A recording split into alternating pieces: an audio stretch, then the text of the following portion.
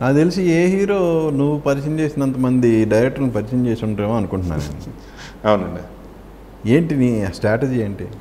కొత్త నమ్మటం అండి. మా నాన్నగారిని ఒకప్పుడు చెవిలో పువ్వు ఫ్లాప్ అయినా కూడా నమ్మారు కదండి నాయుడు గారు ప్రేమకేదికి. అంటే ఐ థింక్ ఫ్లాప్ అయిన డైరెక్టర్ దగ్గర ఒక కసి ఎక్కువ ఉంటుందండి, కొత్త డైరెక్టర్ దగ్గర ఇంకా కసి ఉంటుంది. ఎందుకంటే ఫస్ట్ టైం మనం ప్రూవ్ చేసుకున్నప్పుడు వాళ్ళు ఒక కథ 2 సంవత్సరాలు 3 సంవత్సరాలు కూర్చొని రాసుకుంటారండి.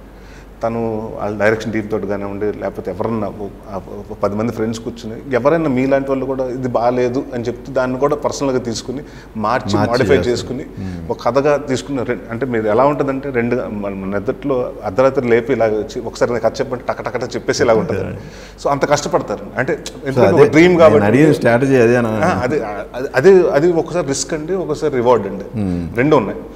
అప్పుడు గమ్యం చేసినప్పుడు చాలామంది కృష్ణని చూసి ఇతనేంటి రాధాకృష్ణ జాగర్లమూడి పేరు కృష్ణ పెట్టుకుని ఇతనేంటి విచిత్రంగా వచ్చాడు, అమెరికా నుంచి రూపాయలు పెట్టుకొచ్చాడు. అతను వర్కింగ్ స్టైల్ మన వాళ్ళకి అంటే బేసిక్గా తను పెద్ద ఎవరి దగ్గర డైరెక్షన్ డిపార్ట్మెంట్లో కూడా చేయలేదండి.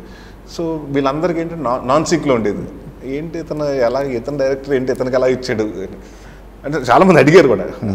అసలు రామలక్ష్మి మాస్టర్లు వచ్చి ఆయన ఫస్ట్ ఒకటి చెప్తాడు, రెండోసారి ఇంకోటి చెప్తాడు, నాకేం అర్థం అవట్లేదు ఎత్తియాలి ఇలా ఉండేదండి. అంటే పాపం తను ఎలా చెప్పాలో కన్వే చేయాలో కూడా తెలియదు. సో వాటికి కొన్నిసార్లు అవార్డు ఇప్పుడు చూడండి క్రిష్ గాలిసీన్ మంచి క్యారెక్టర్ ఇచ్చాడు. అలాగే కొన్నిసార్లు ఏమవుతుంది అంటే కథగా బాగా చెప్తారు సార్, ఎక్స్ట్రాడనరీగా చెప్తారు. మీరు ఒక కథ చెప్తే ఆ కథను నేను ఊహించుకుంటాను, అంతే అదే ఊహతో మీ సినిమా తీస్తారనుకుంటాను. బట్ తీసేటప్పుడు చాలా బ్యాడ్గా ఉంటుందండి, రాదు.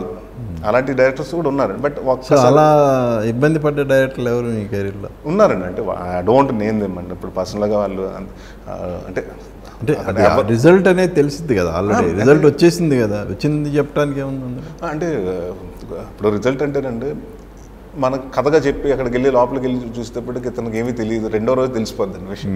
లేదండి, ఇంకా అక్కడి నుంచి మనం ట్రై టు దీనికి ఎంత బెటర్మెంట్ చేద్దాం, ఎలాగో ఏదో చేసి ఎక్కడో ఆడిచ్చాలనే ప్రయత్నం ఉంటుంది. కానండి పోతుంది కదా అని ఎవడు పట్టించుకోవట్లేదు, ఇలాగ సినిమా పోతుందండి నా యాక్టింగ్ అలా కాదు కదండి.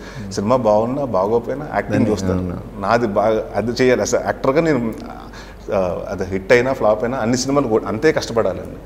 సో అది కొంత ఫస్ట్లో ఇబ్బందిగా ఉండేదండి. ఇప్పుడు చాలా ఈజీ అయిపోయిందండి. ఇప్పుడు మనకి ఏమైపోయిందంటే ఇప్పుడు కొత్త డైరెక్టర్ ఎవరన్నా కథ చెప్తానండి, సార్ ఒక 5D కెమెరా ఇస్తాను, ఒక 4 సీన్లు చెప్తాను, మీరు ఎలా అనుకుంటున్నారు మీరు టెస్ట్ చేసి తీసుకురండి. ఒక ₹1,00,000 2,00,000తో తెలిసిపోతుందండి ఇతను వర్తా కాదా, తీయగలుగుతాడని.